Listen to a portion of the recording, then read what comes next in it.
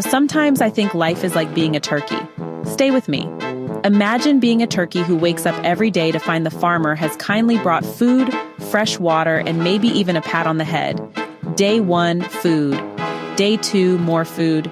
Day 3, even better food. For 999 straight days, it's paradise. The turkey struts around thinking, I must be the luckiest turkey alive. This is how life works. And then comes day 1000, the day before Thanksgiving. Suddenly, the turkey realizes that what it thought was stability was really just fragility disguised. Hey, buddy. That's the kind of story Nassim Nicholas Taleb loves to tell. And it's exactly where his book Antifragile, Things That Gain from Disorder, takes off.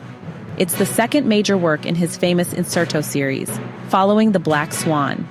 If the Black Swan was about rare, unpredictable events that shake the world, Antifragile is about how we can actually benefit from them instead of being destroyed like our poor turkey.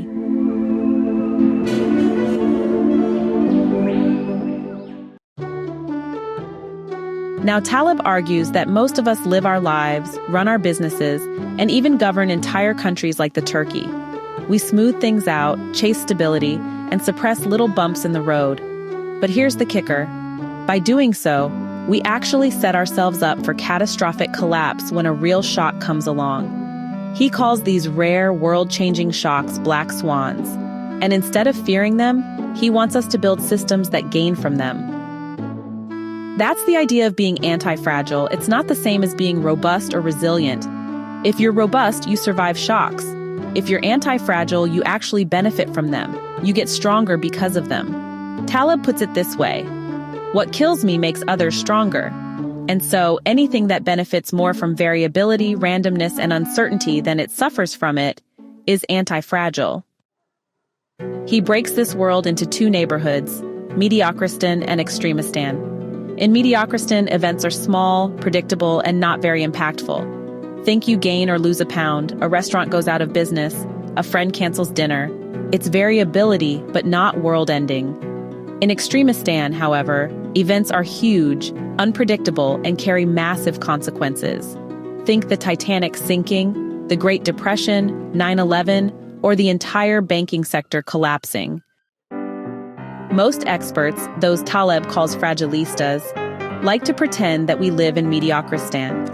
They make their models, their forecasts, their neat charts, and then an Extremistan event comes along, wipes everything out, and they're left shrugging, saying, well, who could have predicted that?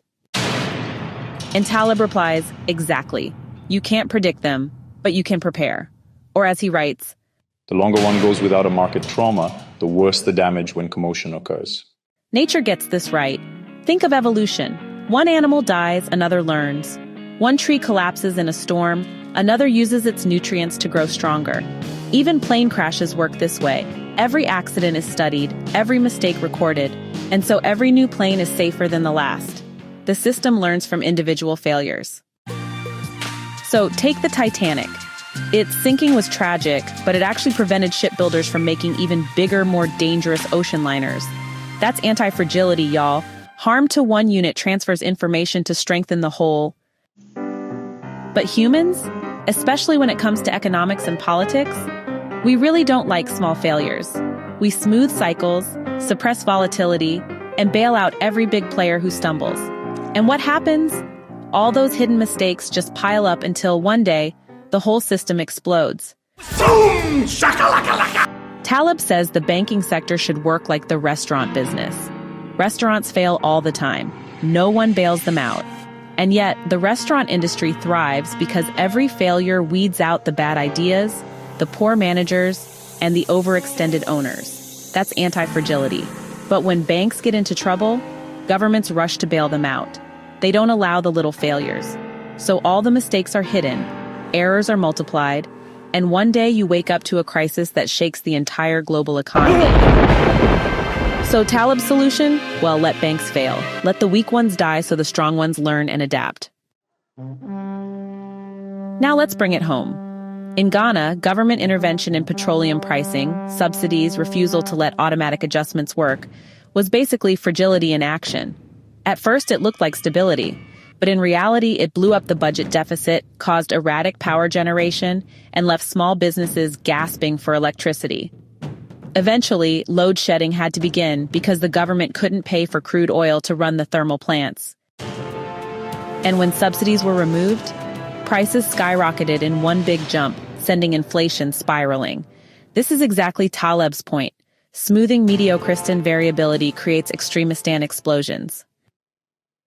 Post-9/11 U.S. policy is another example. By suppressing political fluctuations in the Middle East, instead of letting the region work through its volatility, the U.S. actually strengthened the very Islamists it wanted to weaken. Egypt after Mubarak, Iraq after Saddam, massive Extremistan events that followed years of suppression. Taleb calls this phenomenon iatrogenics, when the cure causes more harm than the disease. Think of a doctor overprescribing medicine until the side effects kill you. Economic interventions work the same way. Bank bailouts, subsidies, centralized governments, they often end up creating more harm than good. And, who's responsible for all this? The Fragilistas? Those so-called experts who confuse what they don't know with what doesn't exist? They mix up absence of evidence with evidence of absence. And here's the worst part. When their policies fail and systems collapse, they're the same folks called back to prescribe even more cures. Why does this keep happening? Well, it's because they don't have skin in the game. If they're bankers, society is the one that takes the losses. If they're politicians, they just move on to cushy jobs. They get the upside, and honestly, the rest of us are left with the downside. Taleb's philosophy is simple.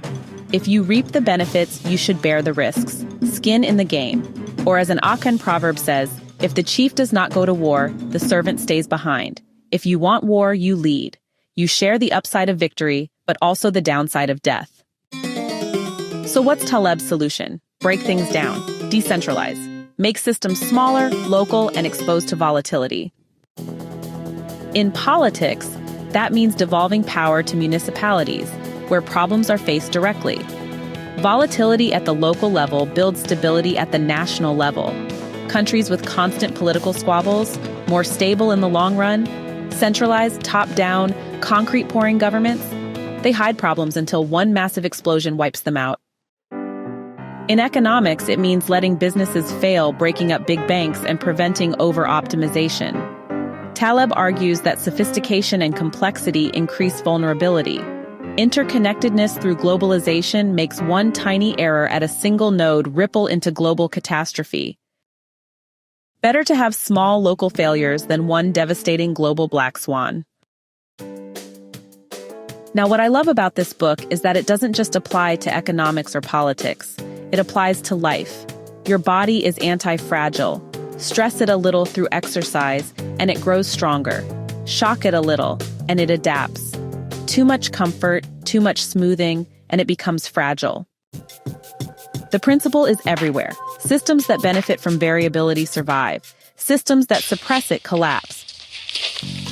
And this book really makes you think, especially if, like me, you've dabbled in econometric modeling or forecasting.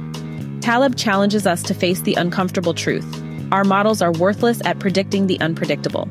Forecasting black swans? Forget it. Instead, focus on making systems resilient, even better, anti-fragile. The book, of course, is Anti-Fragile Things That Gain from Disorder by Nassim Nicholas Taleb, published in 2012. It's divided into 7 parts, with a mix of literary, philosophical, and deeply technical sections. Taleb even warns non-technical readers to skip some chapters because they're just mathematical expansions of earlier ideas. But even if you skip those, the book is full of catchy headings, lively analogies, and unforgettable characters, like his favorite Seneca and Socrates, or his own fictional creations Fat Tony and Dr. John. The main themes? Well, first there's fragility versus anti-fragility.